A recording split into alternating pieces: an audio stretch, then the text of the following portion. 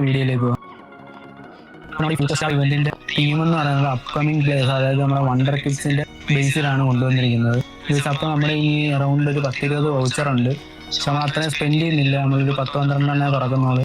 അപ്പോൾ നിങ്ങളിപ്പോൾ വിചാരിക്കും നമ്മളിപ്പം ഫ്യൂച്ചർ സ്റ്റാർ ഡ്രാഫ്റ്റ് തുറക്കാൻ പോവാണെന്ന്. അതാണ് നിങ്ങൾക്ക് തെറ്റി, നമ്മളത് തുറങ്ങുന്നില്ല. അതിൽ ഒന്നാമത്തെ കാരണം എന്ന് വെച്ചാൽ എനിക്കിതിനകത്ത് ടോപ്പായിട്ടൊരു കാർഡും തോന്നിയില്ല. വില്യം എസ്തവയുടെയും പിന്നെ നമ്മുടെ ഹൈസന്റെ കാർഡും, ഈ 2 കാർഡും എനിക്ക് കുറച്ചേലും കൊള്ളാവുന്നതായിട്ട് തോന്നിയിട്ടുള്ളൂ. ഹൈസണ് നല്ല അത്യാവശ്യം ഹൈറ്റും ഉണ്ട്, 197 സെന്റിമീറ്റർ ഉണ്ട്. അപ്പോൾ അത്യാവശ്യം അടിപൊളി ഒരു സെൻട്രൽ ബാക്ക് ആയിട്ട് യൂസ് ചെയ്യാം.